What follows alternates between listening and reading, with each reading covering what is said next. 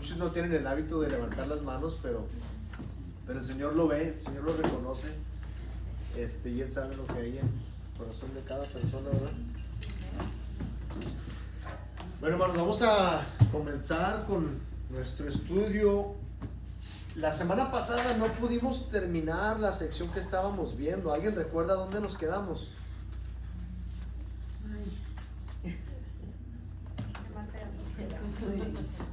Ajá.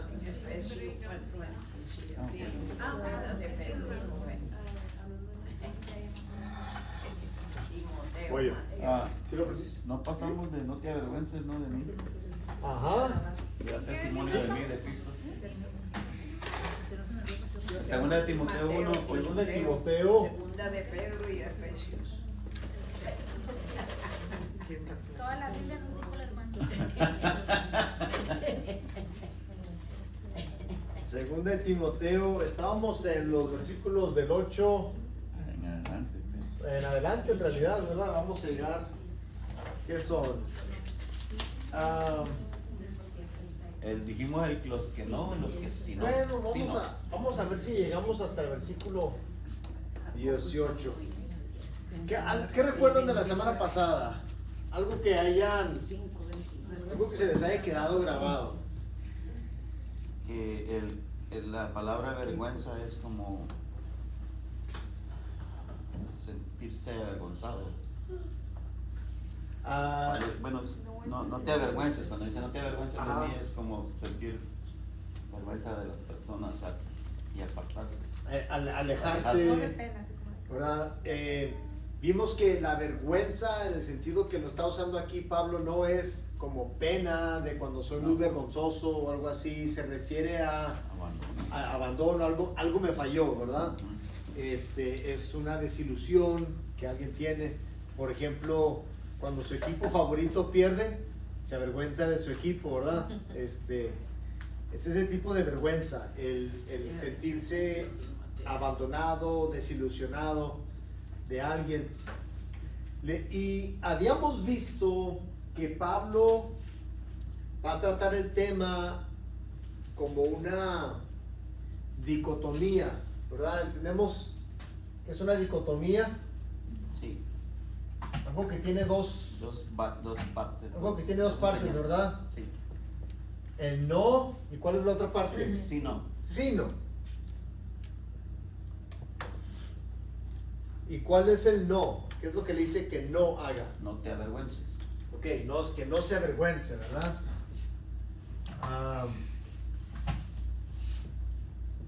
No vergüenza. Sino que. Sufre penalidades. Ok. Sufre, en otras palabras, éntrale a los padecimientos, ¿verdad? Y entonces aquí fue donde nos quedamos la vez pasada y no pudimos entrar muy a fondo. Ahora sí, hermanos, me gustaría que viéramos varios de estos pasajes más detenidamente. Creo que habíamos visto algunos de estos, pero así rápidamente para recordarnos en qué nos quedamos.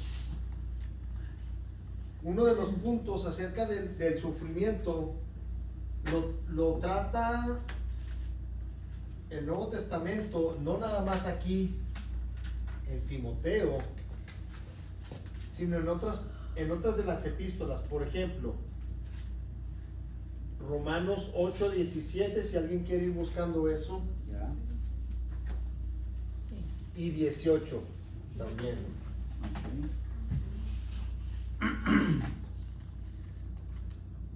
Y luego Filipenses 3:10, Colosenses 1:24, Primera de Pedro 4:13 al 15.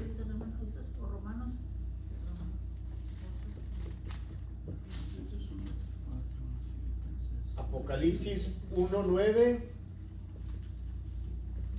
y 12:11. Los vamos a leer así nomás rápidamente porque quiero que vean solamente ¿Cuántas veces nos habla el Nuevo Testamento sobre este tema?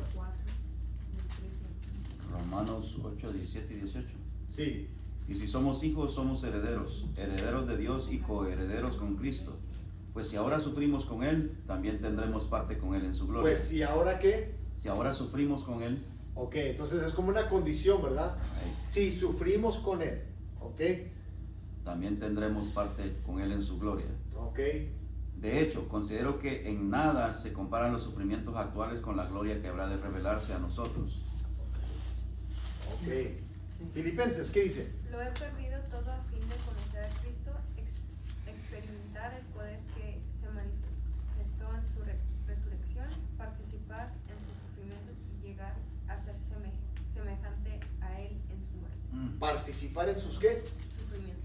Sus sufrimientos. Ok, Colosenses. 1:24. Ahora me alegro en medio de mis sufrimientos por Otra ustedes. vez, hermano, perdón. Ahora me gozo o me alegro en medio de mis sufrimientos por ustedes y voy completando en mí mismo lo que falta de las aflicciones de Cristo en favor de su cuerpo, que es la iglesia. Me gozo en mis sufrimientos, ¿verdad? Primera de Pedro. Sino gozaos por cuanto sois participantes de los padecimientos de Cristo, para que también en la revelación de su gloria os gocéis con gran alegría. Hasta el 15, por Si favor. sois vituperados por el nombre de Cristo, sois bienaventurados, porque el glorioso Espíritu de Dios reposa sobre vosotros. Ciertamente, de parte de ellos, Él es blasfemado, pero por vosotros es glorificado. Así que ninguno de vosotros padezca como homicida, o ladrón, o malhechor, o por entretenerse en lo ajeno. Ok. En otras palabras, sufran por Cristo, pero no sufran por metiches ni por malhechores. Apocalipsis. ¿Qué Yo, dice? Juan, hermano de ustedes y compañero en el sufrimiento, en el reino y en la perseverancia que tenemos en Jesús, estaba en la isla de Patmos. por causa de la palabra de Dios y del testimonio de Jesús. Ok. Y terminamos con el capítulo 12, versículo 11. Ellos lo han vencido por medio de la sangre del Cordero y por el mensaje del cual dieron testimonio. No valoraron tanto su vida como para evitar la muerte. No valoraron su vida como para evitar la muerte, ¿verdad? Está hablando de la persecución y de los que murieron como mártires. Ok, entonces las epístolas están repletas de este tema de padecimientos, y noten ustedes que no se expresan de los padecimientos como una gran carga, como válgase la expresión, el sufrimiento no causa sufrimiento para los apóstoles. Al contrario, en varios de los casos hablan de gozarse en el padecimiento, ¿verdad? Nos animan que nosotros nos gocemos en el padecimiento, y ellos también se gozan en el padecimiento, y lo tratan como si fuera algo muy natural. ¿Por qué? Vámonos a los evangelios ahora. Vámonos a Mateo 10:22, 23:34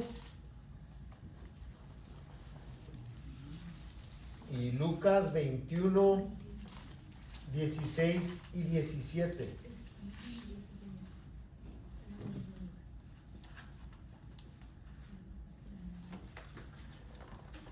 Por causa de mi nombre todo el mundo los odiará, pero el que se mantenga firme hasta el fin será salvo. ¿Qué está diciendo ahí el Señor Jesús? Que nos van a aborrecer, hermano, porque a él lo aborrecieron, como él dijo. Pero mantente firme, porque eso te va a mantener en mi presencia. O sea, desde antes de ir a la cruz, el Señor le está diciendo a sus discípulos: los van a aborrecer por causa mía. Este es el mismo Jesús que está sanando enfermos, que que está sacando demonios y que le está dando ese mismo poder a los discípulos para sanar enfermos, para echar fuera demonios, para resucitar muertos. Y la reacción del mundo a esos actos es aborrecer. ¿Ok? ¿Qué dice el capítulo 23? 34.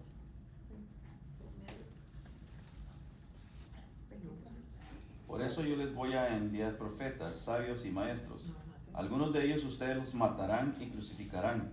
A otros los azotarán en sus sinagogas y los perseguirán de pueblo en pueblo.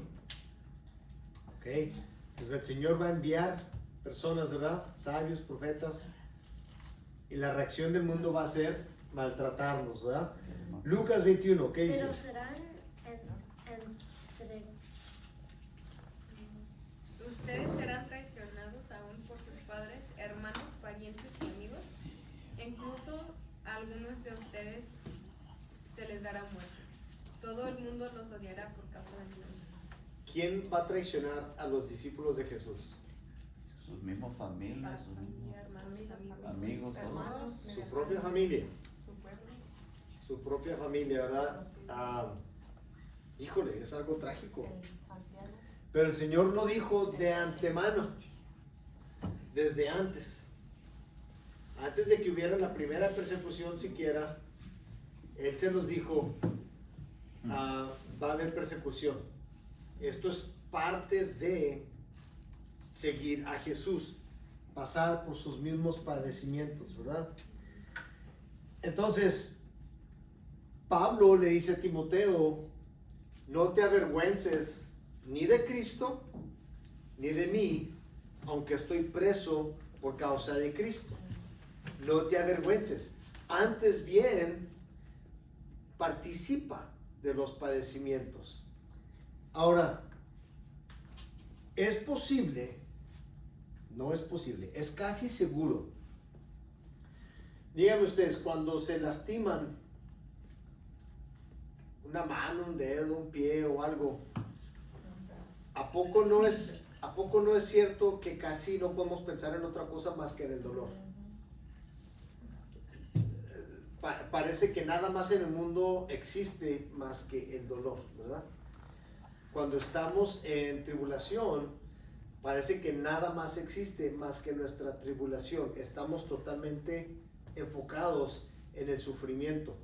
Y cuando pasa eso, podemos nosotros perder el punto de vista que es importante.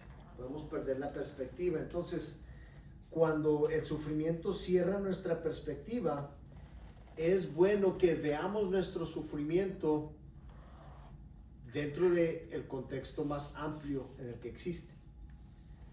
Un ejemplo perfecto de esto, y es un ejemplo que varias veces se usa en la Biblia, el apóstol Pablo de hecho lo menciona en varias ocasiones, es ese famoso dolor de parto que tienen las mujeres.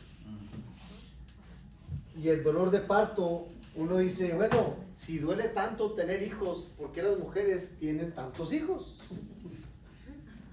¿Por qué después del primero no dicen, no, bueno? ¿Por qué? Porque el sufrimiento es temporal, ¿verdad? Pero el gozo de traer una nueva vida es más amplio. Sí. Qué bueno que dijo más amplio. Es fácil que nosotros perdamos la perspectiva, pero Pablo le está diciendo a Timoteo, hablando de los padecimientos, fíjense bien el versículo 9 y 10. Dice, quien nos salvó y llamó con llamamiento santo, ¿de quién está hablando? Jesús. Ajá. No conforme a nuestras obras, sino según el propósito suyo y la gracia que nos fue dada en Cristo Jesús antes de los tiempos de los siglos. Ok, entonces, ¿cuál es el contexto en el que existe el padecimiento?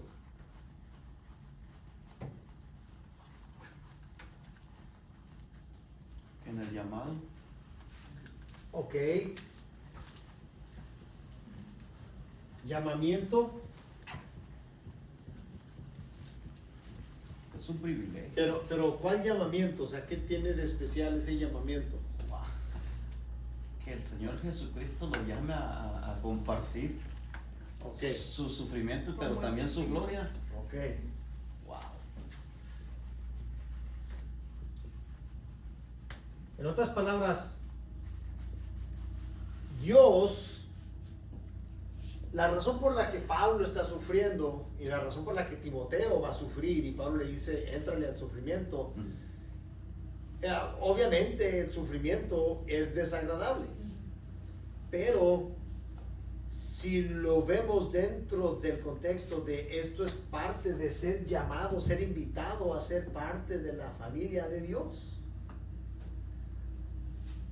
Esto no es, si una mujer puede soportar el dolor del parto por un hijo, ¿qué no se podrá sufrir por tener comunión con Cristo? ¿Verdad? ¿Qué más? ¿Qué más forma parte de este contexto?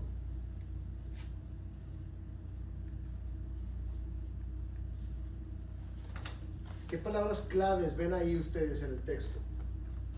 Que no es por nuestras propias obras, sino por su propia promoción y gracia. Ok, vamos a hablar de eso tantito. Fíjese, nos concedió este favor, hermano. Puros marcadores secos. Sí, segunda de Timoteo. No, 1. Ah, sí, ven. Sí, uno. Ok, no por obras, en otras palabras, estos sufrimientos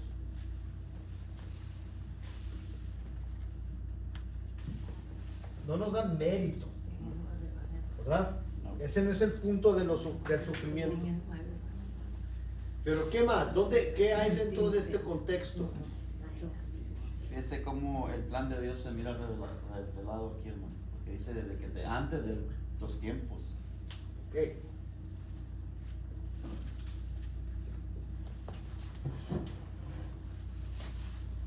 Hermano. Acérquese, hermana. Gracias. No quiere salir cámara. No quiere salir en la cámara. No quiere robar el show. Ok. Es el llamamiento de Jesucristo. Ese es parte del contexto del sufrimiento. Y nuestro sufrimiento cabe dentro de un plan que se realizó antes de la fundación de los tiempos. En otras palabras, nuestro sufrimiento momentáneo cabe dentro de una historia eterna, ¿verdad? Entonces Pablo quiere recordarnos, como nosotros le decimos a un niño cuando se lastima o algo y que tiene mucho dolor, ¿qué le decimos? Ya va a pasar, ya va a pasar, ¿verdad? Especialmente cuando es algo importante, ¿verdad? Que le van a hacer a un niño o algo así, es mejor que se haga, ¿verdad? Es mejor que le pongan la inyección a que no se la pongan, aunque la inyección va a doler, ¿verdad? La idea es de que este sufrimiento no existe en sí mismo, o sea, no es el todo. El sufrimiento cabe dentro de un contexto mucho más amplio. Y cuando vemos el sufrimiento de la persecución, por ejemplo, estar encarcelados, ¿cómo se compara eso con recibir el llamamiento de Jesucristo? O sea, el ser invitados a participar en la gloria de Dios. ¿Cómo se compara estar arrestado con ser invitado a participar de la gloria de Dios? Que el arresto es por un tiempo, pero la vida con Cristo es eterna. O sea, Sí, o sea, no se compara. no va a tener término. O sea, esto se va a acabar, pero esto con Cristo es para una eternidad que nosotros no tenemos idea, ¿verdad? ¿Cómo se compara estar X tiempo en una prisión por causa de Cristo con una eternidad? Con Cristo. ¿Cómo se compara? Hace ratito leíamos en Romanos, ¿qué era? Romanos 8, 18, 17 y 18, Sí. que dice los padecimientos presentes no se comparan con la gloria venidera. Y el sufrimiento es parte del proceso, no es accidental. No quiere decir que Dios está causando el sufrimiento, pero el Señor usa el sufrimiento y es parte del proceso de ser nosotros hechos cada vez más semejantes a Él. En otras palabras, el sufrimiento es bueno para nosotros porque eso es parte está preparándonos para la gloria. Porque en la gloria no podemos ser como somos ahora. No somos aptos para vivir en gloria. Entonces, todo este tiempo nos está acercando cada vez más para ser aptos para la gloria. Entonces, dice, volviendo ahí al versículo 10, pero que ahora ha sido manifestada por la aparición de nuestro Salvador Jesucristo, el cual quitó la muerte y sacó a luz la vida y la inmortalidad por el Evangelio. Ok, estamos hablando de sufrimiento y este llamamiento que nos hizo el Señor Jesucristo, que se manifestó, ¿verdad? Que Él manifestó. ¿Cómo lo manifestó? ¿Cómo manifestó que sacó la vida a la luz? Cumpliendo su promesa del Mesías. ¿Ok? ¿Y cómo se cumplió esa promesa? Desde el principio. Al venir Él. Ok, dígame más, hermano. ¿Al venir Él qué? ¿Cómo? En forma de hombre, al hacerse hombre, nacer de la Virgen, vivir una vida de santidad, de obediencia, hasta llegar a la cruz. Y en la cruz, donde muchos se avergüenzan de Él, es donde Él tuvo su mayor victoria. Y nosotros, si ponemos los ojos en la cruz, donde nosotros hemos recibido la victoria de Cristo y la justificación, nada puede avergonzarnos. Ok, lo manifestó. Hay un símbolo que se está viendo por ahí. No sé si lo han visto. Es algo así.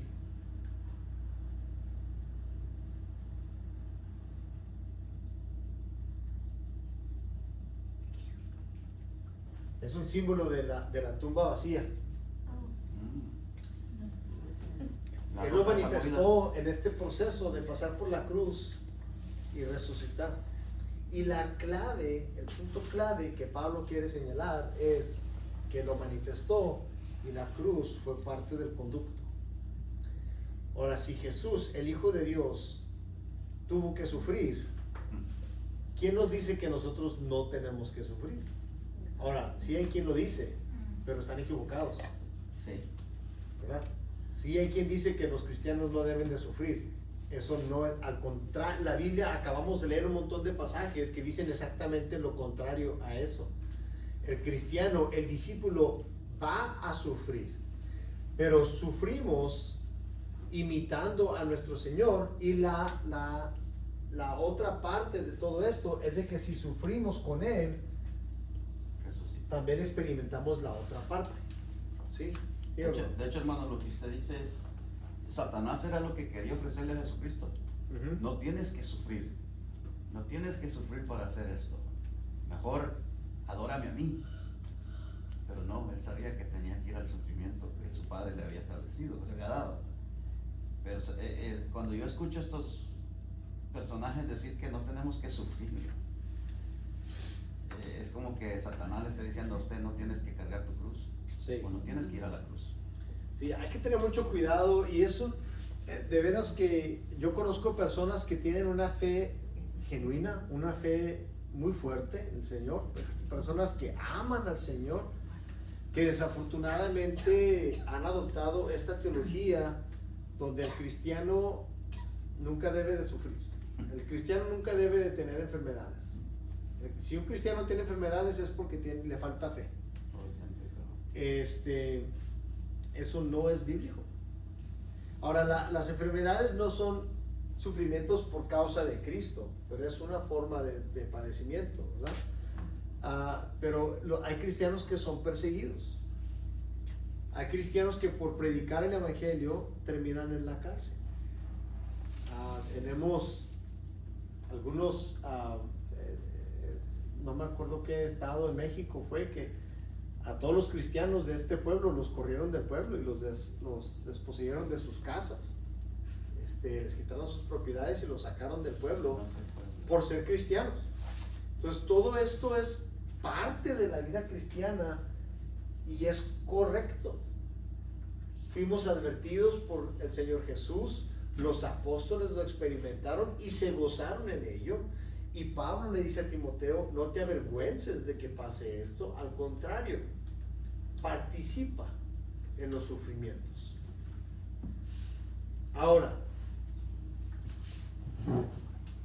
normalmente, cuando nosotros tomamos un camino, tomamos una decisión en nuestra vida, y esa decisión nos trae dolor, normalmente, ¿qué pensamos de esa decisión? Que es porque somos cristianos. Bueno, pero yo me refiero no necesariamente relacionados con la fe, ¿verdad? En negocios, por ejemplo. Pues fue una mala decisión. Una mala decisión. Y si fue una mala decisión, ¿qué hay que hacer? Pues Corregirla. Corregir, ¿verdad? tomar una decisión diferente. Yo tenía un trabajo antes donde en la empresa siempre se hacía un nuevo proceso porque había algo que estaba saliendo mal. Entonces decía, bueno, de ahora en adelante vamos a hacer esto y esto y esto. Y no se hacía muy bien, ¿verdad? Entonces decían, bueno, eso no funcionó, ahora vamos a hacer esto y esto y esto. Y todo el tiempo estaba cambiando el plan, ¿verdad? Porque no funcionaba, así es de que había una corrección. Si nosotros decimos, bueno, ok, yo soy discípulo de Jesús, yo voy a seguir a Jesús, yo voy a predicar el Evangelio. Y en la predicación del Evangelio, por estar predicando el Evangelio en mi trabajo, me corren del trabajo. O por compartir el Evangelio con miembros de mi familia, ahora me rechazan. Me dicen, ya no vengas a la casa. Ya no vengas por acá. O ya no te quiero volver a ver. Cuando pasan cosas así, ¿qué pensamos? ¿Error? No. Digo, seamos sinceros. Ojalá que no, ¿verdad? Ojalá que no. ¿Qué? Pero es posible que tengamos la tentación de modificar la manera en que seguimos a Jesús o de cambiar el mensaje, ¿verdad? Esa es una tentación bien grande para todo el que predica. Predicas algo y resulta ofensivo, a lo mejor ya no debería de predicar eso, ¿verdad? En una ocasión, pues mi papá era predicador y hubo un tiempo que estuvimos en una iglesia, no en la iglesia donde normalmente estábamos, pero por motivos de salud de mi papá teníamos que estar en otra iglesia. Y unas hermanitas viejitas que eran las que pues controlaban toda la iglesia, llegaron y le dijeron, usted puede predicar si quiere, nada más no predique de esto, ni de esto, ni de esto. Porque hay cosas que ofenden, ¿verdad? Y entonces es posible que uno diga, bueno, voy a modificar el mensaje. Pero ¿qué dice Pablo? Que no. ¿Dónde dice que no? Porque en el 12, hermano, dice, por este motivo padezco estos sufrimientos, pero no me avergüenzo, porque sé en quién he creído y estoy seguro de que tiene poder para guardar hasta aquel día en lo que en él he confiado. Okay. Así que Pablo no cambiaba el mensaje que se le había sido entregado, aún por los sufrimientos que él estaba padeciendo, porque él sabía de que estaba siendo lo correcto. Ok. Pues vámonos un versículo más todavía. Y el 13. El versículo 13.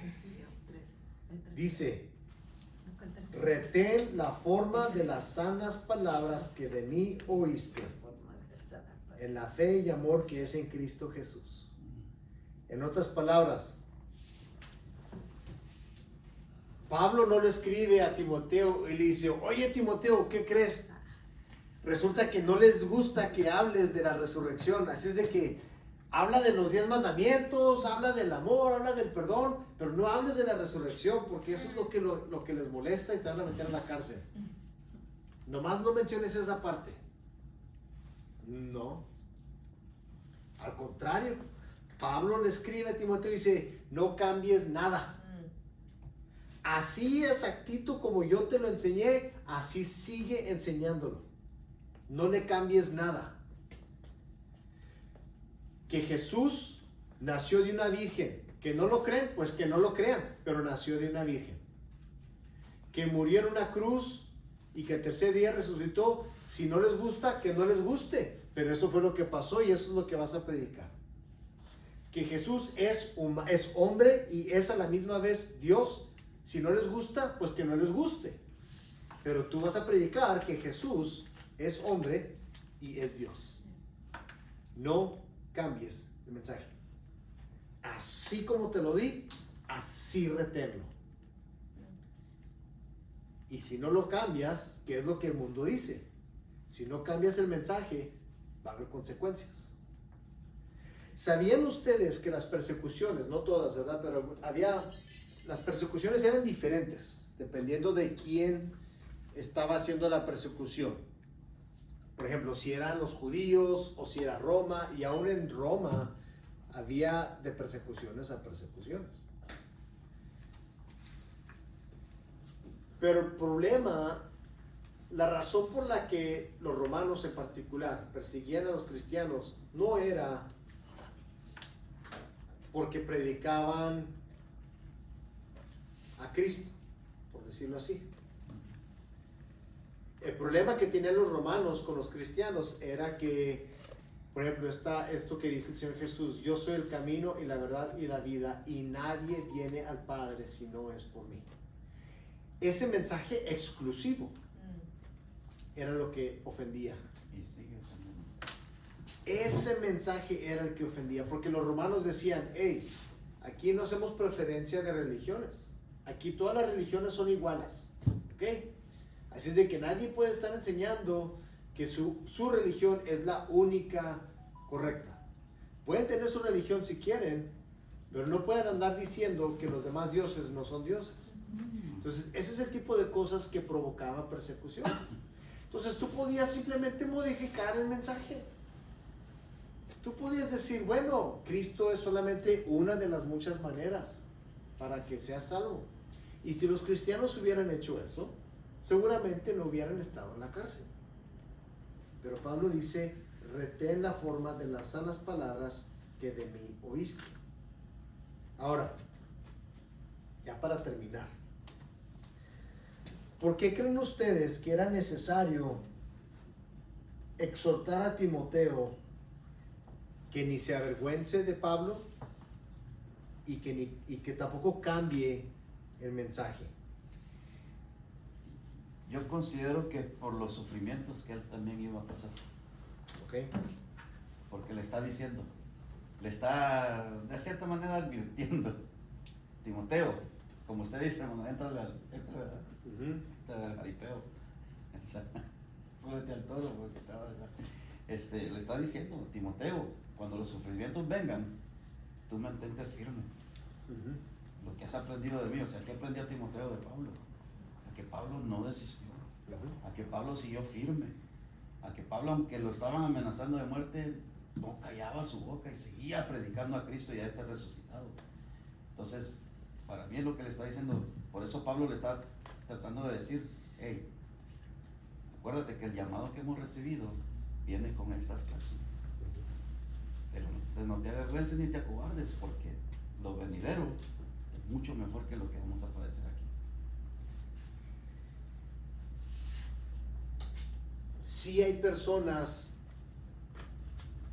que cuando ven el sufrimiento se echan para atrás, ¿verdad? Sí hay. Ahí mismo, en el versículo 15, Pablo le está advirtiendo a Timoteo que no se avergüence, sino que comparta o participe de los padecimientos. ¿Por qué? Dice, ya sabes esto, que me abandonaron todos los que están en Asia, de los cuales son Figelo y Hermógenes. O sea, sí había gente que se habían avergonzado de Pablo. Si no es que se avergonzaron hasta del Evangelio de Cristo. No sabemos exactamente qué pasó. No sabemos si ellos abandonaron la fe o si nada más abandonaron a Pablo. No sabemos. Pero Pablo definitivamente está diciendo que lo abandonaron.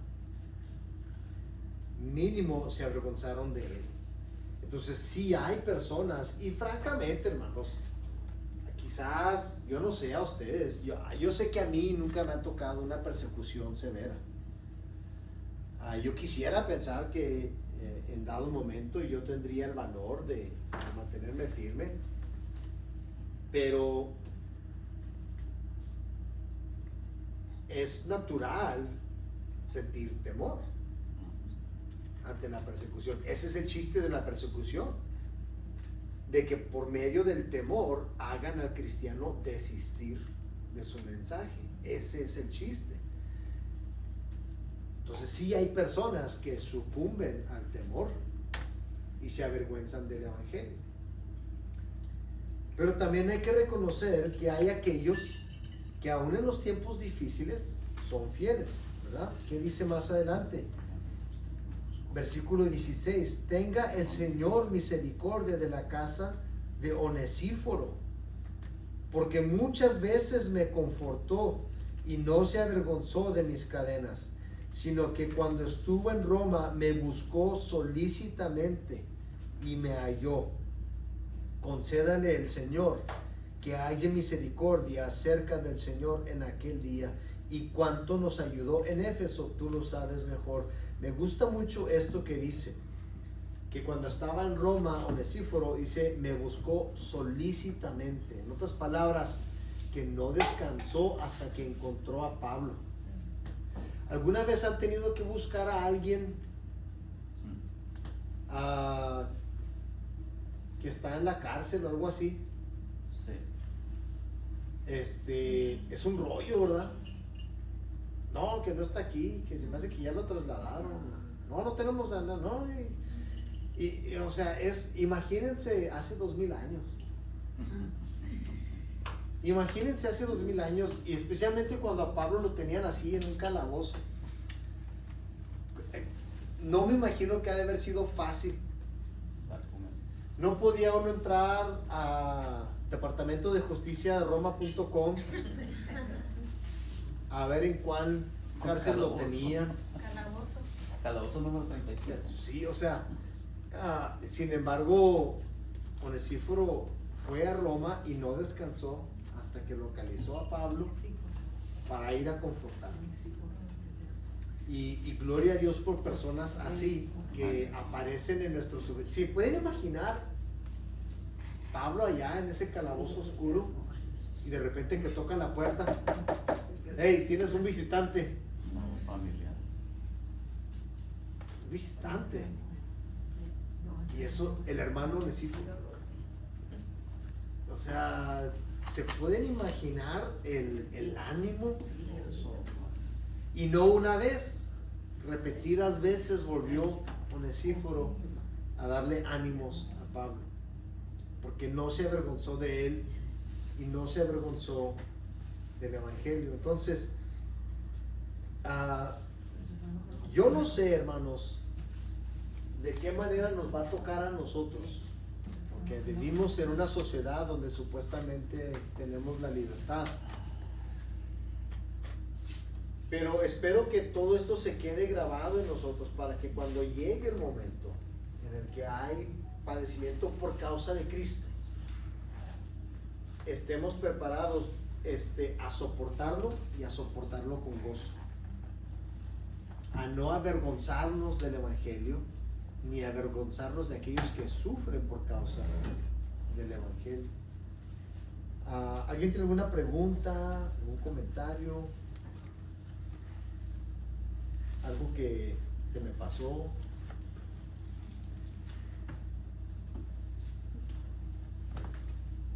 Yo nada más me quedé pensando en la parte donde menciona a, ¿cómo se llamaban?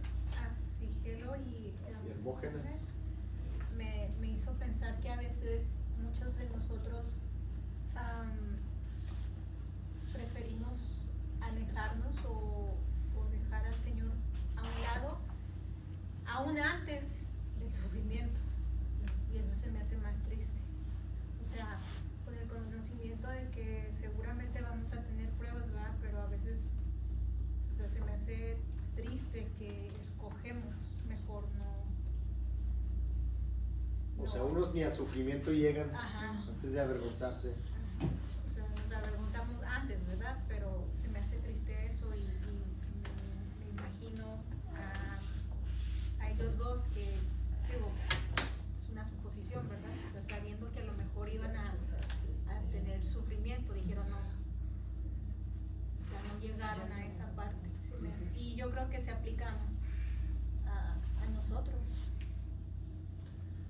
Sí, yo creo que esto se ve a veces cuando pasan tragedias que no tienen nada que ver con Cristo, ¿verdad? Nada que ver con el Evangelio, nada que ver con persecución, pero hay veces que pasan tragedias, un ser amado muere, ¿verdad? Alguien tiene alguna enfermedad, mucha gente se avergüenza de Dios, porque dicen, ¿dónde está Dios?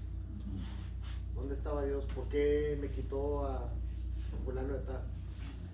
Y mucha gente sin siquiera sufrir por causa de Cristo se avergüenzan de él. ¿Sí? Es como Demas, ¿no? Demas, dice Pablo, que le gustó más el mundo, amó más las cosas del mundo.